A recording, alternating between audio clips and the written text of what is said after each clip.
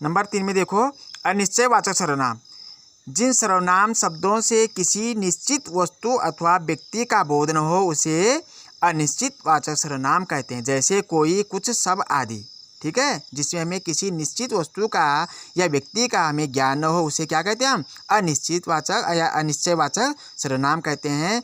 जैसे सांप को देखते ही सब भाग गए।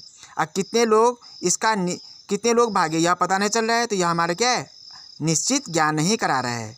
तो समय व्यतीत करने के लिए कोई पुस्तक पढ़ो, तो किसी विशेष पुस्तक का ज्ञान नहीं है कि कौन सी पुस्तक हमें पढ़नी है, इसलिए हमें यह अनिश्चितवाचक सर्वनाम का प्रयोग देखने को मिलता है। भूखे भिखारी को कुछ खाने को दीजिए, किसी निश्चित खाने की वस्तु का ज्ञान नहीं होता है यहाँ पर, इसलिए इसको क्या बोलते हैं? अनिश्चितवाचक सर्वनाम। ऊपर के वाक्यों में मोटे छपे शब्द अनिश्चितवाचक सर्वनाम है, क्योंकि इनसे किसी विशेष वस्तु या व्यक्ति का निश्चित ज्ञान नहीं होता है। प्रायः सजीव प्राणियों के लिए कोई का प्रयोग और निर्जीव वस्तुओं के लिए कुछ का प्रयोग होता है। जैसे कोई आया है और दूध में कुछ है, तो ये क्या है? हमारा अनिश्चितवाचक सर्वनाम है। नंबर 4 में देखो संबंधवाचक सर्वनाम। संबंध बोलते हैं, ठीक है, आपस में दो का जो मेल होता है उसको बोलते हैं संबंध। ठीक है, तो जो सर्वनाम शब्द वाक्यों में आए संज्ञा या सर्वनाम का संबंध बताते हैं उसे संबंधवाचक सर्वनाम कहते हैं। जैसे जो, सो, जैसा, वैसा आदि। जैसा करोगे वैसा बढ़ोगे, आपस में संबंध बन रहा है इनका। ठीक है, जो डर गया सो मर गया, जिसकी लाठी उसकी भैंस, जो यहाँ आया था वह चला गया। ठीक है, यह हमें क्या बोध करा रहा है? संबंधवाचक का बोध करा रहा है। हमें पर साफ साफ पता चल रहा है संज्ञा और सर्वनाम का आपस में क्या हो रहा है? संबंध हो रहा है। ठीक है, आगे देखो, वाक्यों में मोटे छपे शब्द दो सर्वनामों का संबंध जोड़ रहे हैं, अतः ये सभी संबंधवाचक सर्वनाम है।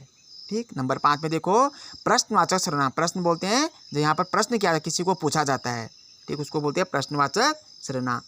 जिन सर्वनाम शब्दों का प्रयोग प्रश्न पूछने के लिए किया जाता है उन्हें प्रश्नवाचक सर्वनाम कहते हैं। जैसे कौन, क्या, किसे आदि। तो ये यहाँ पर क्या पता चल रहा है? हमें क्वेश्चन पता चल रहा है, क्वेश्चन या प्रश्न पूछा जा रहा है। क्या मैं अंदर आ जाऊँ? तो क्या क्या यहाँ पर प्रश्न है, प्रश्न पूछा जा रहा है। ठीक है, दरवाजे पर कौन है? तो कौन क्या है? प्रश्न है। तो इन वाक्यों में क्या, कौन प्रश्नवाचक सर्वनाम है। नंबर 6 में देखो निजवाचक सर्वनाम। निज बोलते हैं अपना के लिए, जो अपने लिए प्रयोग होता है। जो सर्वनाम निज यानी स्वयं के लिए प्रयोग किए जाते हैं वे निजवाचक सर्वनाम कहलाते हैं। जैसे स्वतः, अपने आप, स्वयं, खुद आदि। तो ये क्या है? हमारे निज के लिए, अपने के लिए प्रयोग हो रहा है।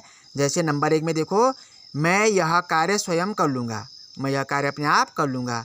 वह अपने आप यहाँ आया, वह खुद ही चला जाएगा। मोहन स्वतः यह काम कर सकता है। तो यहाँ पर जो ये स्वयं, खुद, अपने आप, स्वतः, ये क्या है? निज के लिए प्रयोग हो रहा है। ठीक है, इन वाक्यों में मोटे छपे शब्द निजवाचक सर्वनाम है।